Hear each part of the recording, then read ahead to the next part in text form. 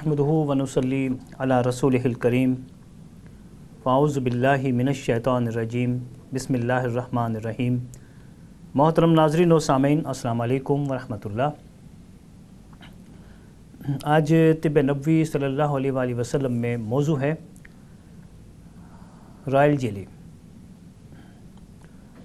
जिसे लबनुन नहल अरबी में कहते हैं और शीर नहल भी कहा जाता है इसको।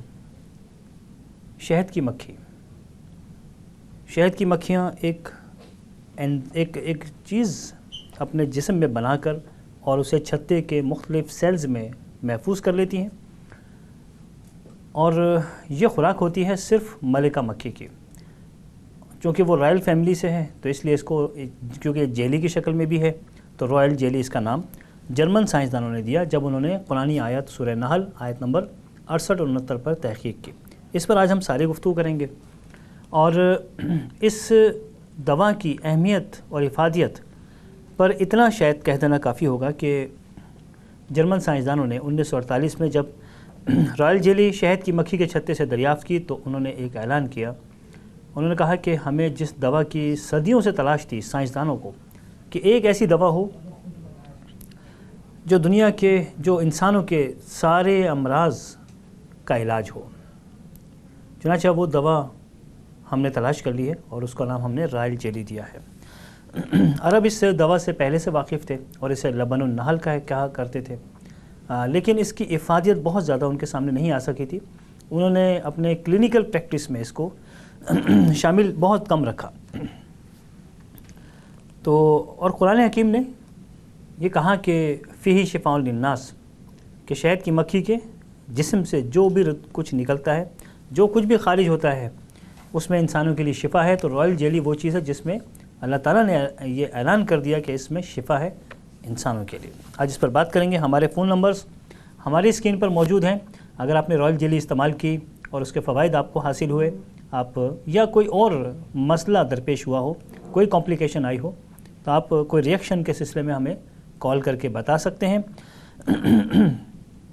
आज का प्रोग्राम ख़ास तौर से उन लोगों के लिए खुशी की एक नवीद होगा जो लाइलाज अमराज में मुब्तला हैं, क्योंकि लाइलाज अमराज इसलिए होते हैं कि सब दवाएं ख़त्म हो चुकी होती हैं, डॉक्टर्स की सारी तालीम ख़त्म हो चुकी होती है और बहुत सारी ऊंची ऊंची अस्पतालों की इमारतें, बड़े नामी गिरामी डॉक्टर्स, बहुत बड़ी बड़ी फार्मास्यूटिकल कंपनियां, लेकिन अमराज की फ़हरिस्त तकरीबन 90 से ज़्यादा है जिनको हम कहते हैं कि लाइलाज अमराज। नामी गिरामी हकीम हजरात मौजूद हैं, उनका भी एक स्टेज आती है कि उनके दवाइयाँ असरात ख़त्म हो जाते हैं और मरीज़ को कह दिया जाता है कि अब आपका मर्ज़ लाइलाज है। यानी एक सूरत में ये कहा जाता है कि अब आप मौत की तैयारी करें। लेकिन ऐसे में अल्लाह ताला ने कहा है कि नहीं, मौत की तैयारी की ज़रूरत नहीं। मौत तो जब मैं दूंगा जब ही आएगी, उससे 1 सेकंड पहले नहीं आ सकती, 1 सेकंड बाद नहीं आएगी। अपना इलाज करो। और इलाज के लिए अल्लाह ताला ने कुरान हकीम में बता दिया कि मैंने एक ऐसी दवा, बल्कि चंद ऐसी अद्वियात जिनमें मैंने शिफा रख दी है। और एक ख़ास बात ये कि शहद की मक्खी का छत्ता बिल्कुल मुफ्त, उसकी सारी दवाइयाँ, 6 दवाइयाँ उसमें होती हैं। ये छोटा सा अल्लाह ताला की तरफ से इनायत किया जाने वाला दवाखाना दुनिया के कोने कोने में मौजूद होता है और ये बिल्कुल मुफ्त होता है। इसमें इंतहाई कीमती अद्वियात मौजूद हैं, रॉयल जेली जैसी दवा। तो इसलिए इस मुफ्त दवाखाने से, जो कि अल्लाह ताला ने साथ ये गारंटी भी दी कि इसमें शिफ़ा है, फ़ीही शिफ़ाउन लिन्नास, तो ये जगह जगह मौजूद है और इससे इस्तेफ़ादा किया जाए।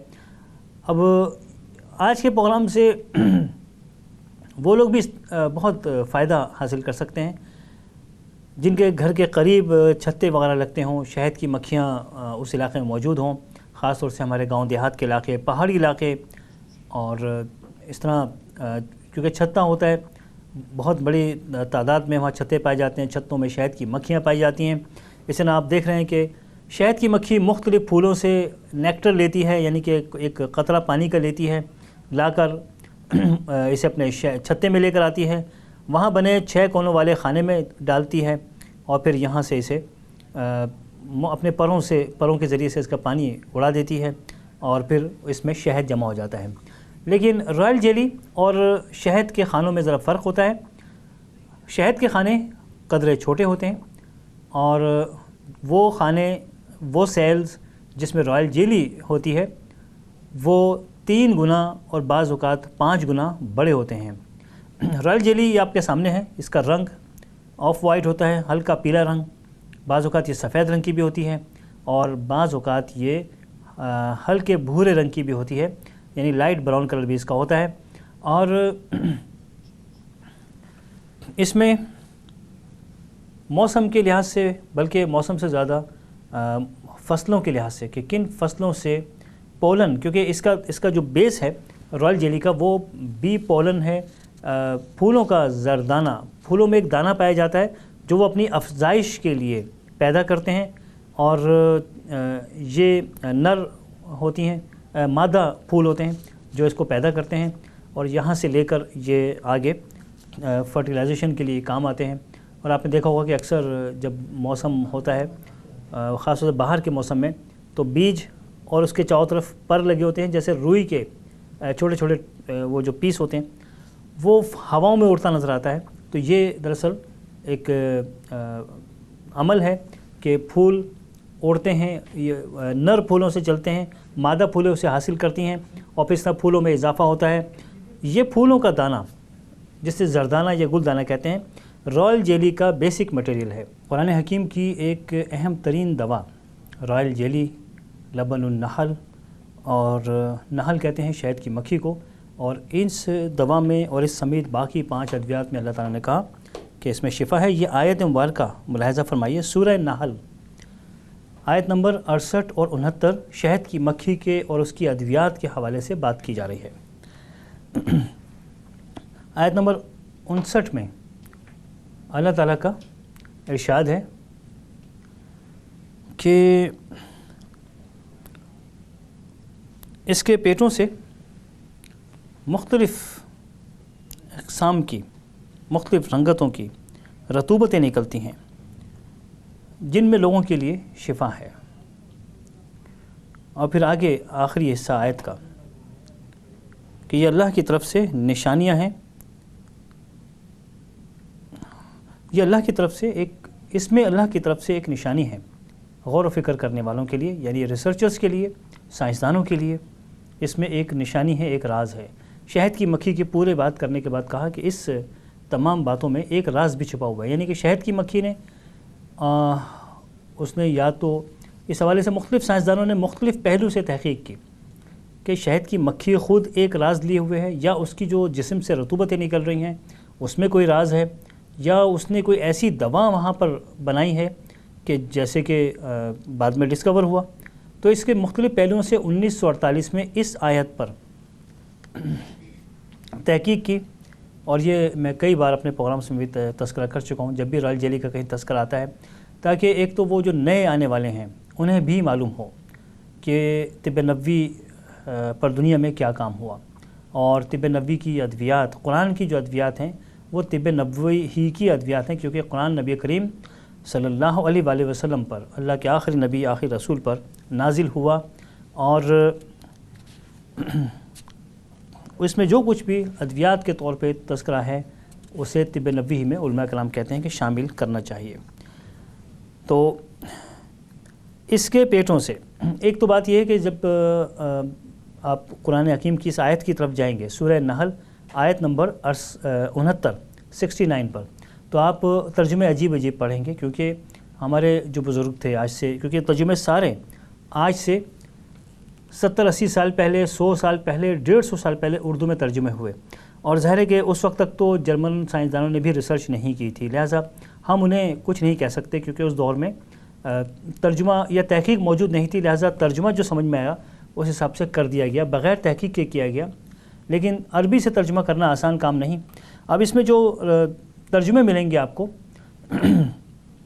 تو یہاں عربی میں ہے کہ یخرج من بطونہا، اس کے پیٹوں سے۔ اللہ تعالیٰ نے جب آیت نمبر 68 میں بات شروع کی تو ایک مکھی کا تذکرہ کرتے ہوئے کہا کہ اللہ تعالیٰ نے وحی کی، ایک مکھی کا ذکر آیا ایک مکھی پر، اللہ تعالیٰ نے وحی کی شہد کی مکھی پر، کہ کہ گھر بنا پہاڑوں میں، جنگلوں میں اور انسانی آبادیوں میں، پھر ہر قسم کے پھلوں اور پھولوں سے اپنا رزق یعنی کہ نیکٹر حاصل کر، اور اپنے رب کے متعین کردہ راستے پر چل۔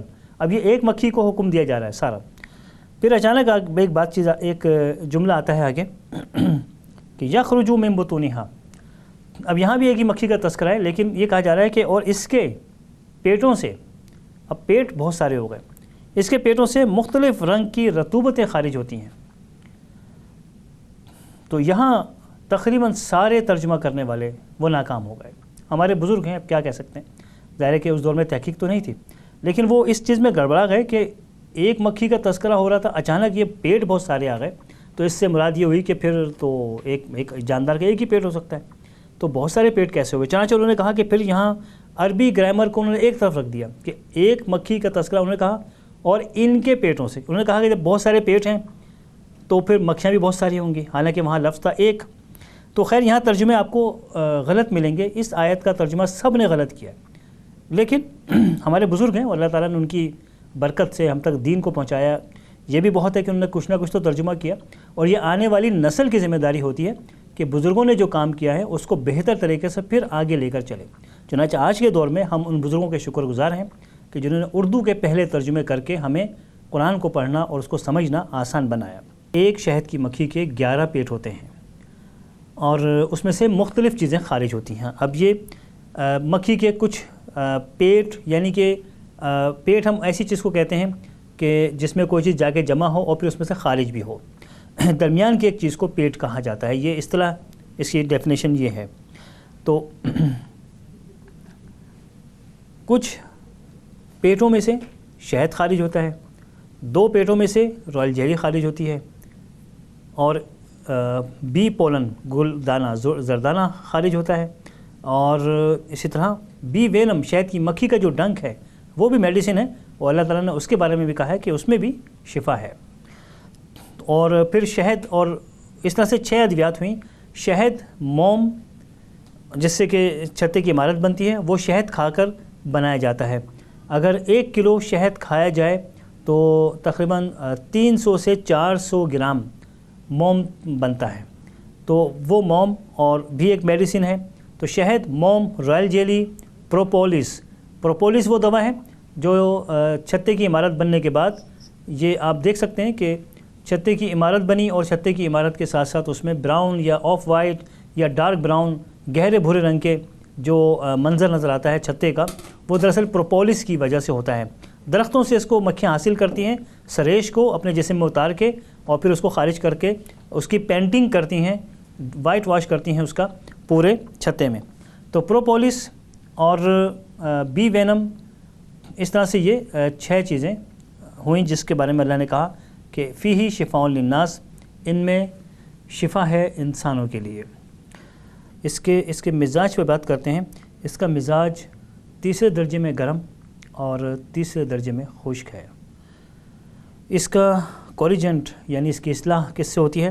اسے شہد میں ملا لیا جائے۔ عام طور پہ شہد میں ملی ہوئی رائل جیلی زیادہ کارآمد ہوتی ہے، کیونکہ شہد سے باہر خالص حالت میں جیسے چھتے سے اس کو نکالتے ہیں تو اس کی کوئی گارنٹی نہیں دی جا سکتی کہ یہ عام ٹیمپریچر میں، روم ٹیمپریچر میں چند دن بھی صحیح سلامت رہ سکیں۔ عام طور پہ 2 سے 3 دن میں رائل جیلی خراب ہو جاتی ہے۔ تو ساری دنیا میں اسے سفید شہد، وائٹ فلاور ہنی میں اسے ملایا جاتا ہے اور اس طرح سے محفوظ رہتی ہے، اور اس کی چونکہ شہد میں ملی ہوئی ہے اس لیے اس کی اصلاح بھی شہد سے ہو جاتی ہے۔ دوسری چیز، جن دنوں میں رائل جیلی استعمال کی جائے، اس کی کوریجنٹ کے لیے، اصلاح کے لیے جو کا دلیا ضرور استعمال کیا جاتا ہے، ناشتے میں بھی اور مغرب کے وقت بھی۔ اور کن لوگوں نے اسے استعمال نہیں کرنا؟ جن کو ہائی بلڈ پریشر ہوتا ہو اور زیادہ ان کے لیے خطرناک ہو اور خطرناک حد تک بڑھ جاتا ہو، وہ لوگ رائل جیلی استعمال نہ کریں، پہلے اپنے بلڈ پریشر کا مکمل علاج کر لیں۔ اور بلڈ پریشر کا علاج 2 چیزوں سے ہوتا ہے، ایک تو جو کا دلیا، تلبینہ، جسے حدیث مبارکہ میں تلبینہ کہا گیا ہے۔ آج پوری دنیا کے کارڈیولوجی کے جو ڈپارٹمنٹس ہیں ہاسپٹلز میں، وہاں مریضوں کو جو ایڈمٹ کیا جاتا ہے، ان مریضوں کو صبح ناشتے میں جو کا دلیا دیا جاتا ہے، اور وہ اس لیے کہ ان کا کولیسٹرول کنٹرول کیا جائے ان کے دل کی قوت کے لیے، اور حدیث مبارکہ ہے کہ جو کا دلیہ دل کو دھو دیتا ہے جیسے تم اپنے چہرے کو دھو کر غلاظت دور کرتے ہو۔ تو اس حدیث کی روشنی میں پوری دنیا میں اس پہ عمل کیا جاتا ہے، چاہے یورپ ہو، امریکہ ہو یا کوئی اور ملک ہو۔ پاکستان میں جنا ہاسپٹل میں ماشاءاللہ میں نے دیکھا کہ یہ کام ماشاءاللہ کیا جا رہا ہے کہ جو کا دلیہ مریضوں کو ناشتے میں دیا جاتا ہے۔ تو رائل جیلی کی اصلاح کے جن دنوں میں رائل جیلی استعمال کریں گے، جو کا دلیہ تلبینہ کی صورت میں صبح و شام استعمال کیا جائے گا۔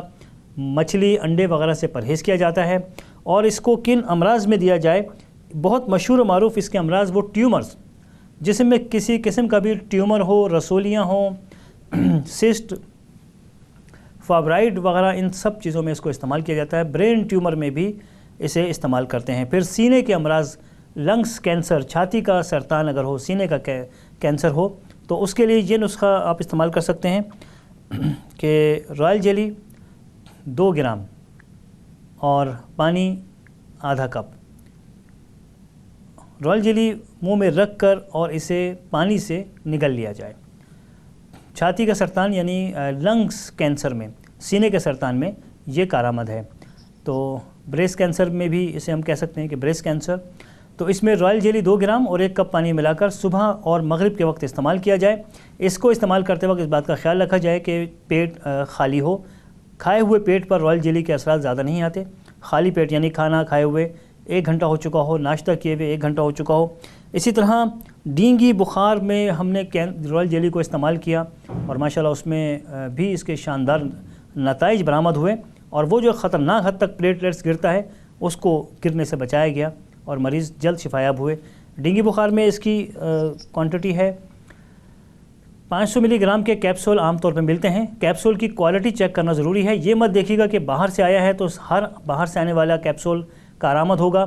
500 ملی گرام کا کیپسول صبح نہار منہ شہد کے پانی سے کھا لیجئے، اگر شوگر ہے تو سادہ پانی کے ساتھ لے لیجئے، اور دن میں 1 بار اس کا لینا کافی ہوتا ہے۔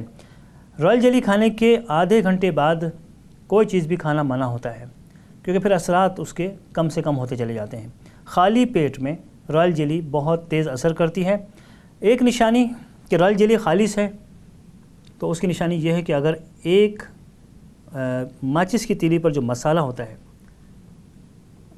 1 قطرہ رائل جیلی اگر زبان پہ رکھ لی جائے، اسے کھا لیا جائے، تو تقریباً 15 سے 20 منٹ کے بعد سارے جسم سے آگ سے نکلتی محسوس ہوتی ہے۔ یہ تو ہے بی گریڈ اور سی گریڈ رائل جیلی۔ جو ڈی گریڈ رائل جیلی ہوگی، یعنی کہ اس کے رائل جیلی کی 4 کلاسز بھی ہیں، اے بی سی ڈی، اور ڈی کلاس وہ ہے جو عام طور پہ پاکستان میں نے دیکھی ہے، تو وہ شہد میں ملا کر مکس کر کے کھائی جاتی ہے، اس کے بھی فائدے ہیں، لیکن کوالٹی چونکہ بہت کم ہے۔ ڈی کوالٹی میں ایسا بہت کم محسوس ہوتا ہے کہ یہ علامتیں آئیں، لیکن اچھی کوالٹی کی رائل جیلی سی، بی اور پھر اے کوالٹی۔ اے کوالٹی کے بارے میں میں بتا دوں کہ اے کوالٹی کی رائل جیلی صرف رائل فیملیز ہی کو بھیجی جاتی ہے، اور اس کا 1 کلو کا وہی قیمت ہوتی ہے جو 1 کلو سونے کی ہوتی ہے۔ تو یہاں سے رائل جیلی کی افادیت اور اس کی اہمیت کا اندازہ آپ لگا سکتے ہیں کہ وہ لوگ جب ولیم GmbH کمپنی جرمنی نے اس کو ڈسکور کیا، اس کا اعلان کیا کہ ہم نے وہ دوا دریافت کر لی ہے کہ جو دنیا کے ہر مرض کا علاج کر سکتی ہے۔ اس کی سب سے بڑی کوالٹی کیا ہے کہ یہ انسان کو کبھی بھی ضعیف نہیں ہونے دیتی، وہ جو جھریاں پڑ جاتی ہیں اور عجیب حالت بڑھاپے میں ہوتی ہے، رائل جیلی کھانے والا شخص ہمیشہ اس عمر میں رہتا ہے جہاں سے اس نے رائل جیلی کھانی شروع کی ہے۔ اپنے میزبان ڈاکٹر ناظر حسین کو اجازت دیجیے۔ اللہ حافظ و ناصر۔